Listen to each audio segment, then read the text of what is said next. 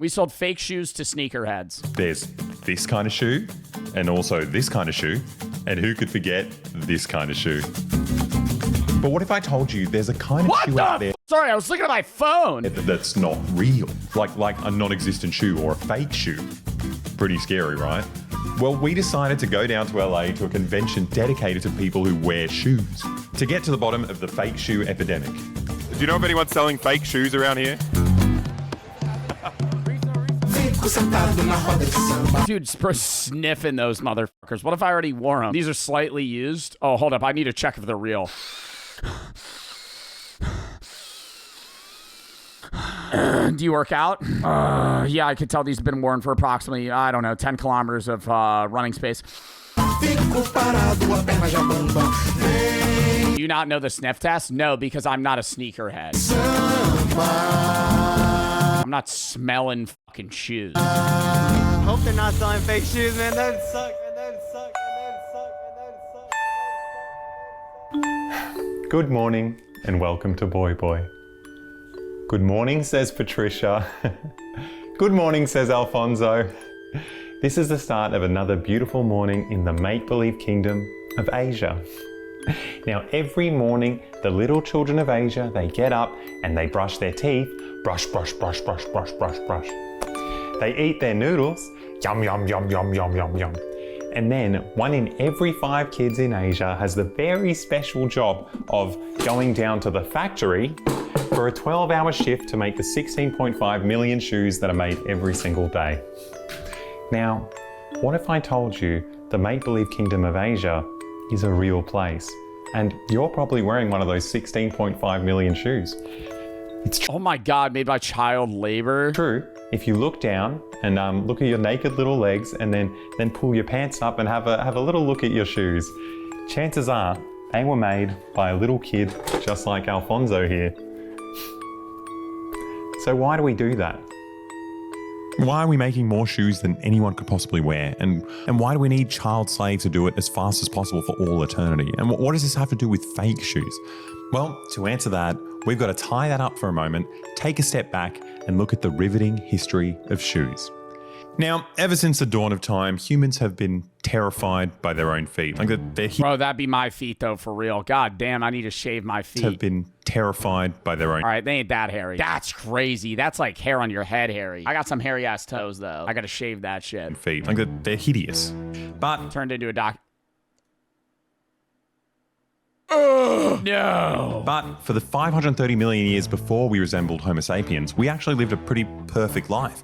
We were immensely proud of our smooth, colourful, and symmetrical lobe fins. Look how happy we were back then. And for comparison, here's a photo of how sad we look now. I mean, it speaks for itself, really. I mean, we drew the short straw of evolution, right? We grew these like gross little patches, like little tufts of hair, like kind of like we're just these giant hairless rodents. And then I think the worst trick evolution ever played on us was that they got rid of our fins and they gave us these hideous things. I mean, it's just, I don't know, we just became the laughing stock of the animal kingdom.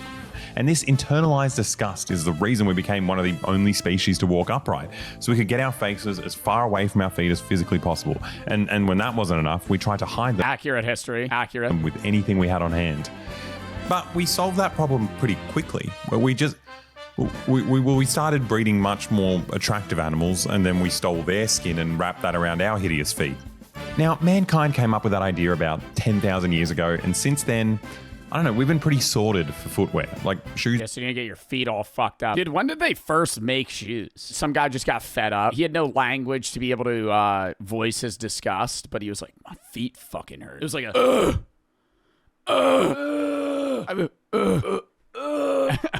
maybe if I peel the skin off another animal and wrap around my foot, that'll help. Shoes are pretty much done, right? We had the option to tick them off the to-do list and, focus on more important things like eradicating poverty or world hunger, but we decided to do capitalism instead, which means we did the opposite, right? We harnessed the power of poverty to have slaves make millions of different kinds. Chad, I'm not clip farming. You gotta realize this is not a regular random IRL stream where I'm at Walmart and I'm just trying to fucking hit one-liners. This is just my immediate reaction to what I'm watching. Of shoes every single day for the rest of eternity. Honestly, it makes me embarrassed to be a human being. Like, our greed is just disgusting. Like, it's worse than how disgusting our feet are. It's just. Do you think this is a bad video to eat a sandwich?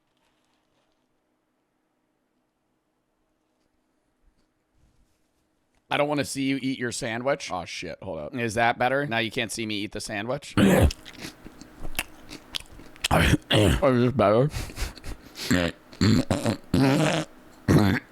All right, lock in. We really wasted a lot of time on shoes over the past 10,000 years. And most of that was just innocent experimentation, right? We tried metal shoes and then wooden shoes for a while, but we ended up just going back to square one. Oh, wooden clogs, dude. What a bad fucking time. Imagine trying to run in clogs. You could walk casually. What a bad experience that would be. And make them all out of leather. Not even just splinters. It's just like, I would rather run in like leather shoes that are just very flimsy because the ability to have dexterity. These are just rigid like wood logs that you're walking in. All over again. But most of this stuff was just foreplay until the big man stepped in. You know him, you love him. It's Samuel Parkinson, and he got rich because he invented butterscotch. And one day, this sex machine here wanted to go on a train ride. Now, he didn't like the fact that his wife had to pack her things in the same kind of bag that all poor people used, which is, embarrassing because all those poor people definitely didn't invent butterscotch. But because he's the special guy who invented butterscotch, and by extension his wife is also special, he commissioned the world's first luxury handbag. So she could carry her things on the train and not look like a poor person. Now, this handbag proved... Oh, what, like Louis Vuitton or some shit? ...that she was a special person. Now, at the time, Samuel didn't realize this, but he pretty much started the $272 billion industry of selling luxury items as modern consumer goods. Now, these have the same utility. He started the idea of flexing, but with bags and clothes. You used to flex, power, but now you flexed your money. As any normal item, right? It's essentially a pouch, which we've been making since the dawn of time. But you have the option to pay more for this type of pouch, so you can signal to everyone around you that you're the kind of person who pays more for things. And that's something people want to do. Look, it's not just for signaling that you're a rich person, right? Like, it's a little bit more nuanced. Like, in economic terms, broadly, it'd be called like niche marketing or commodity fetishism, right? So let's say you have an item that serves a purpose, right? Everyone who... Balenciaga's the worst. I understand the purpose of specific, niche marketing or high expense consumer goods that you use to flex on other people. Balenciaga's just a piece of shit, though. If we make this into a video, editor, throw up images of Balenciaga goods. Dorito bag, $2,000. Dorito keychain, $900. Stupid pants, stupid shorts, stupid shoes. Who wants one, already has one, like pretty basic. You can't really make a lot of money off these because it's a kind of cap to your profits. Like, it's already saturated. But if you get an identical item, right, and you claim that it has a different aura to the first one, like it's the same, but it I don't know, it's for a specific kind of person and it says something about you when you use it. Well, then you can sell a lot more of these for a lot more money. It's selling an idea alongside a product. Baby strollers, for example. Baby strollers already exist, right? But you can sell more of them if you claim there's a new one that's like specifically for manly men. And this is the S1 tactical stroller. Or pens. Tactical stroller, is it fucking bulletproof? It has a cup holder for beer or beer. If you want to put your whiskey glass, it can hold it, but it could also hold your Busch Light, your Budweiser, not Bud Light, Budweiser. It's the S1 tactical stroller. Or pens. Everyone already owns a pen, but you can sell more of them if you claim these are special pens for women. Or wine, but it's for gay people. Or water, but it's for dickheads. Fiji water is just overly expensive. You know full well that this stuff already exists, right? But the company can make more money because they've kind of tricked me into thinking that this It's made of Kevlar. Is it actually made of Kevlar? Who's going to try and shoot your infant? If you ever get in a battle scenario, throw your kid out of the stroller and use the baby stroller as a shield. And that's exactly what these Nike board members are celebrating in this video clip from 1985. They had just signed the biggest sponsorship deal in the history of the NBA with Michael Jordan! The Air Jordans.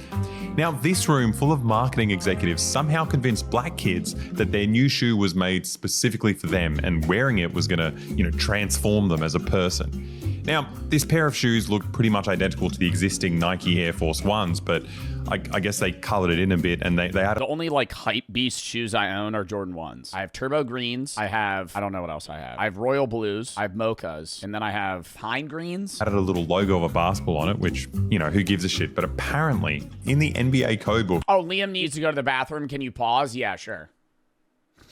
Let us know when you're back, Liam. It stated that NBA shoes have to be 51% white, which is, also incredibly boring, but it meant that Michael Jordan had to pay a fine every time he wore them on court, and Nike got to run an advertising campaign focusing on this revolutionary banned shoe. Fortunately, the NBA can't stop you from wearing them.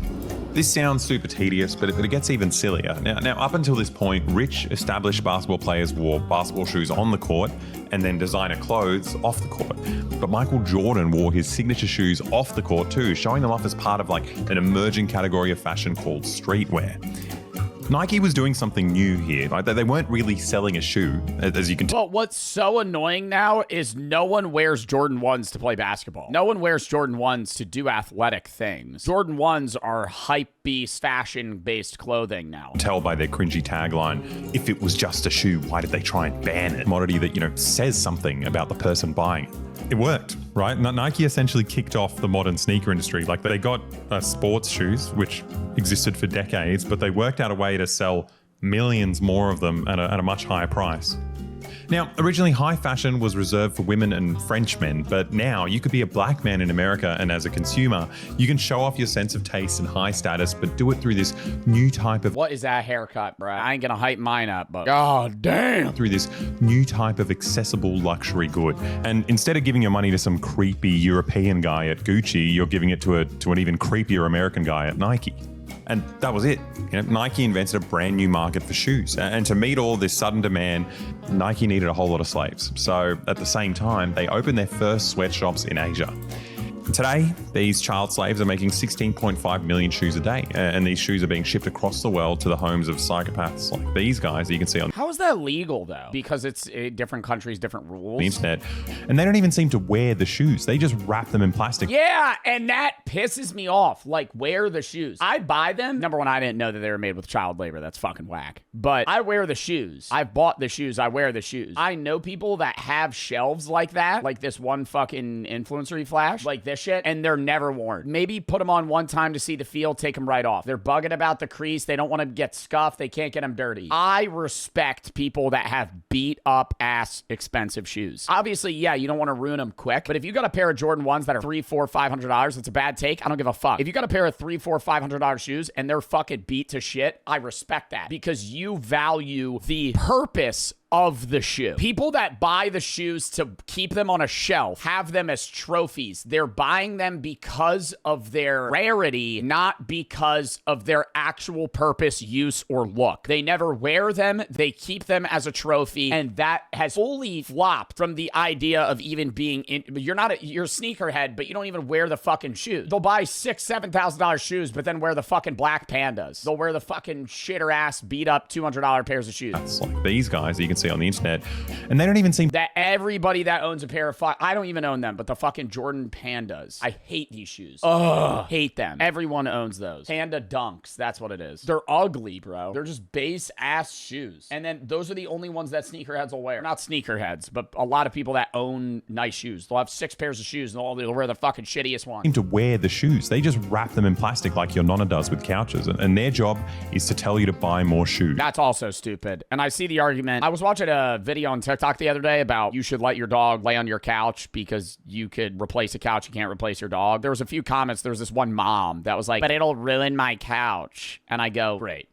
You value the longevity of your shitty IKEA couch more than a living dog that you bought as a companion, and 80% of its life is going to be spent in that house, but it's restricted to the floor. I never understand that. I love Daisy laying on the couch with me. It's nice. It's a companion, right? They want to snuggle against you. They're cold. They're creatures that are fucking social, right? But you have to confine it to the floor. Doesn't make sense. Oh, but it'll ruin the couch. Don't get a dog if you care that much about your fucking material ass couch. I don't even your fuck ass couch. I don't care how expensive your stupid couch is. Don't get a dog. You want to know what sneakers to buy here in 2022? Well, buy these 8 sneakers. They are just phenomenal. You can't not have these in your collection as far as I'm concerned. What about the bed? I let Daisy on my bed, but that's a different story because it gets really annoying because she's so snuggle pack animal that she'll like take up half of the bed, and she's a 60-pound dog. Dogs get really annoying like that. There are even sneaker-based shows shows where celebrities come on and you just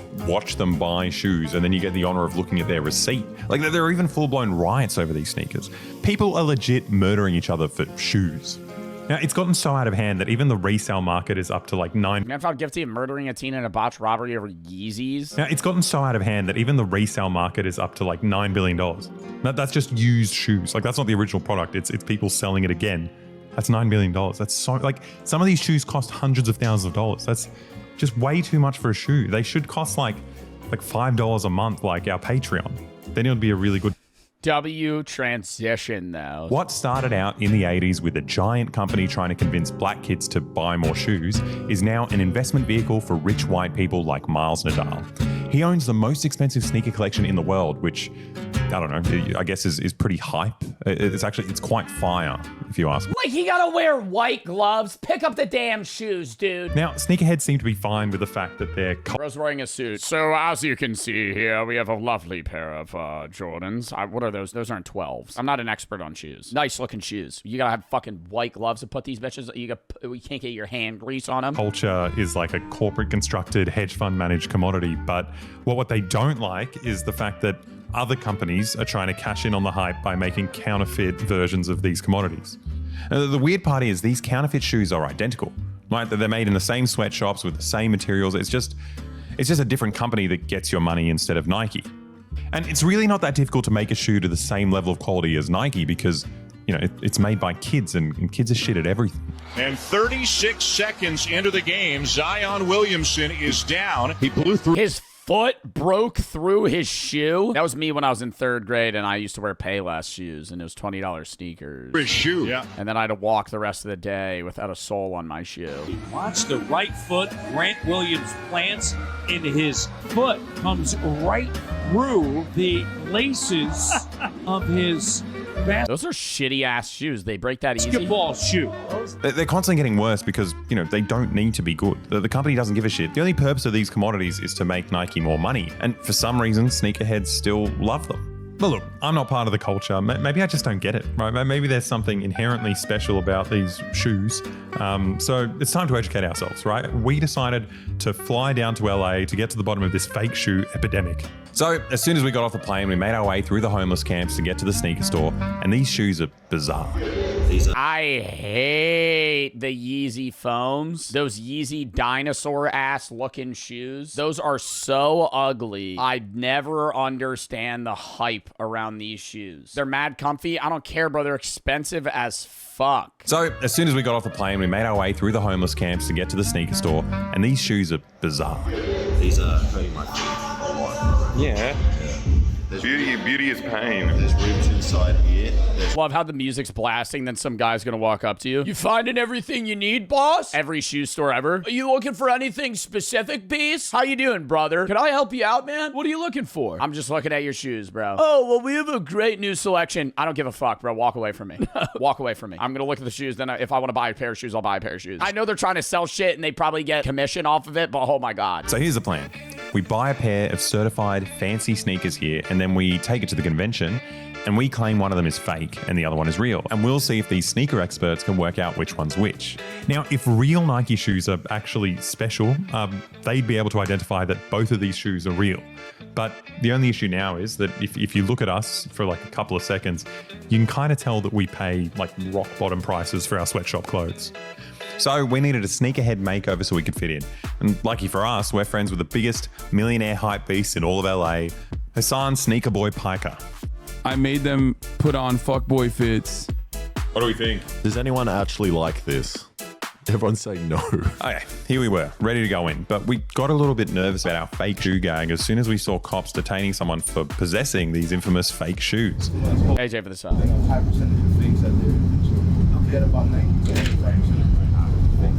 I didn't realize how serious brand loyalty was here, but whatever, we're at the convention now. And look, I'll be honest, we talked a lot of shit about it, but this convention was actually kind of great. Like, I've never in my life received this many compliments from men. Like, it's fucking awesome. You're strict. You like it? And you know, the wholesomeness didn't end there. They don't even know what they're wearing because Hassan gave them their fucking fits. They're going, dude, you got those fucking litty ass pants, bro? No way. And he's just like, yeah, man, they're pretty cool. Somehow they managed to convince kids that cleaning your clothes is cool. Like, this place is my mum's dream. He's using the stiff bristle brush for the soles. 51 seconds. What, they're fucking speed running, cleaning shoes? How did they manage to glorify cleaning? Amazing. Anyone who gets kids to clean shoes, that's a winner. Keep cleaning. Keep cleaning. Don't worry. Keep cleaning. But that's not what the convention is actually about. This event is all about buying and selling sneakers. And it's about time we found out what's so special about these shoes. Yeah, we out here at LA SneakerCon day 1 of day 2. What's the most expensive shoe you have here? What are those ones like in a plastic case? Are they special? I got them for $5K right now. LV AF1s. 6K. Who the fuck's gonna buy that? Oh my god, bro. Waste of money. $5,000 fucking shoes. You're going for like 9.5 thousand. Holy shit. So there are people walking around here ready to spend $9,500 on a shoe. Oh yeah, more than that. Freddy Krueger's like 25,000, Paris like 50,000. Mags. Damn, dude, and I could just walk up to that bitch and go, run out. 25 to 35,000. What makes them worth more than like this one for 190? Demand. People want them. Those shoes are ugly as fuck. Some Joker ass shoes. What is this? We just want them. Yeah, people just want them. So that one's like a rare size. So the demand is up on it and the quantity is limited. It's all supply and demand. You know, if nobody wanted it, it wouldn't be worth that much. What makes it worth more than the other ones? It's so limited. PJ Tucker. The only way to get it, you have to enter like some raffle on this website. It's not even just sneakers though. It's the same thing with any type of collectible, like the Papa Me Pokemon card video you were gonna watch. Pokemon cards. It's fucking Magic the Gathering. It's sneakers. It's bags. It's belts. It's Gucci. It's whatever it is. If they market themselves as limited, then it becomes higher value. And then if people also buy it up and make it limited, it becomes higher value. Exclusivity. So it turns out in order to create exclusivity, the company will simulate scarcity, right? They'll only release like a limited number of a specific style of shoe. And then, you know, even if you're holding onto like a ratty decade-old shoe that's been like worn so much that it's turned yellow, the price will just keep going up because it has exclusivity. Those ones over there, they're just harder to find. It has a little bit of yellowing on the bottom just because of the time that it's been. So it oxidizes over time, but people are still willing to pay like the good money because it's like a genuine question here. Wouldn't a lot of these shoes be dry rotted and unwearable? Because if you don't wear a shoe for an extended period of time, it has to be years. But if he's saying this is yellow because it's oxidized and it's that old, wouldn't those shoes like fall apart the second you try to fucking wear them? I said, a shoe that released a while ago, so. Well, they're not wearing them. Even though they're used, they still go up, you know? It doesn't matter how old or uncomfortable the shoe is, all the things that objectively make a good shoe are irrelevant. Right. In fact, the logic is so skewed here that wearing a normal, comfortable shoe can somehow be yeah, the Rizzler has those shoes. Embarrassing. What are you wearing right now? What are you on? Honestly, it's kind of embarrassing, but for the events, I always keep it comfortable with some New Balance. New Balances? Bounce or A6. Why is that embarrassing? Oh, those are A6, not New Balances. Even worse. Because, you know, sometimes I get called out for having all this heat and not wearing anything, but oh my god, how mean can they get? What do they do? Yeah, I've heard some nasty stuff, man, but I've heard worse, you know. So yeah, man, I've heard they've called me Twinkle Toes and Puss Pop before. It's like I could take it, but man, people are serious about shoes here. It's like his collar's so wrinkled. For death for some people. You'd be surprised. Now, aside from the artificial scarcity, the other big selling point for shoes is collabs, right? Like just like the original Air Jordans, the company needs big names to sell their shoes. The Travis Scotts. What makes them more expensive? Travis Sport. Travi, the backwards swoosh. What makes it worth more than the other shoes? It's a collab. It was a little harder to get. Bro's wearing Trav. Bro gets it, bro. Now, these collabs don't just stop at like rappers and athletes. Like the company is always chasing like bigger and better names. Like they've even managed to collab with the original Sandalhead Jesus Christ. The Mischief Jesus Walk on Water. They actually had the holy water from the River Jordan in there. Super cool story. Wait, really? Yeah, and they did like a collab. I got the Jesus one. It's just such an ambitious marketing gimmick. Like think about it. Right now in the Holy Land, Israel is cutting off water to Gaza, but somehow Nike is in there collecting water to put in these shoes.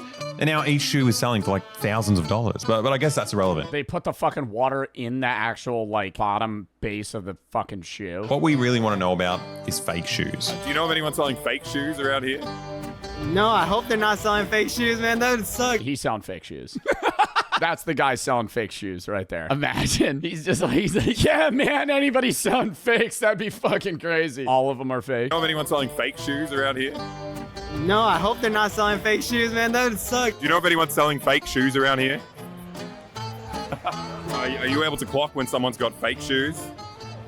I can always give an opinion, but for doing this for a couple of years, you can just kind of spot, when material's off. How can you tell usually? Like normally, when you do it for a long time, you can start spotting like inconsistencies with the shoes. If I'm not sure, I will tell you right off the bat. Like I'm not sure. Like I have never legit checked this type of shoe before, so I will tell you straight up. Like no, like unfortunately I can't. We've got a tricky game if you want to play it. We've got 2 shoes. One of them's fake, one of them's real. I was wondering if you could spot the fake and spot the real one. Okay. Wait, but he said they're both real, right?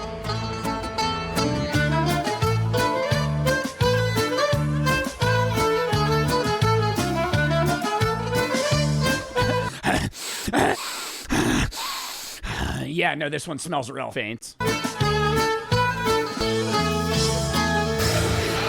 Fake real. You got it. Fuck yeah. Good luck.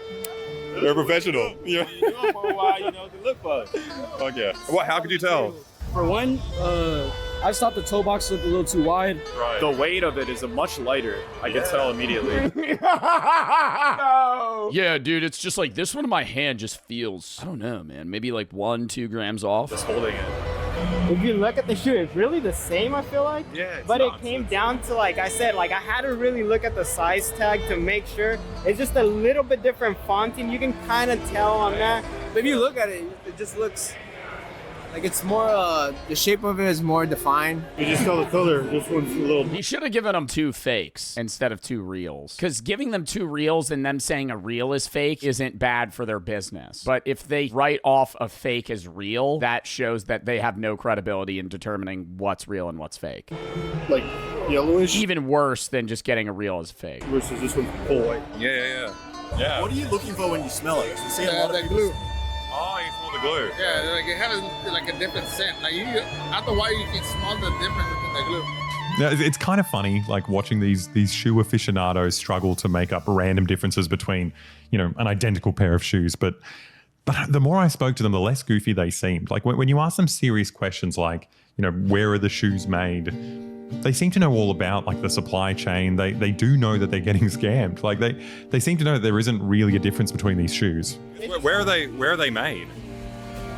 I think China, if I'm correct. Yeah, overseas. So most of them come from China. That's where a lot of fake pairs come from, but real pairs are made too. Where are they usually made? Like but the real ones as well, or same shit. Yeah. What I tell people, don't get fooled by the material because a lot of the factory and like the quality now is really crappy. So even though it can look like it was a crappy material, it could be fake. That could be the real one because of the material and the quality control they have now. So which is the quality's gone down on the real ones as well. Ton on every shoe, just in general. Most of the shoes have like glue stains or like, as you can tell, like right here, like the stitching on behind. It's really like. It's just really bad. Bro, then why do people still buy the fucking shoes? Like, at what point are people going to go, never mind, I don't want to buy these because they're just fucking throwing less and less money into them and still making more and more profit? It's actually much more complicated. It's the brand, but at some point, the brand has to lose value. Than I initially thought. Like, I assumed everyone was just brainwashed by these companies, but it turns out they might be more cynical than I gave them credit for. They seem to know it's a scam, but every one of these consumers seems to be in a race of like buying and selling, trying to out-scam the other consumers. Dude, it's like crypto. It's meme coining. This is easier to control, but it's the same thing as meme coining where everybody knows there's a chance they get fucking rugged. They know they're getting into a system where if you win, that means everybody else lost, but it doesn't matter because you want to get in quick and get out before somebody else gets fucking rugged. You want to be the one rugging, not the one being rugged. It's the same thing here. Where do they make them? Where do they make them? Yeah. Oh shit, I don't know. I don't know where they make them. I just buy them.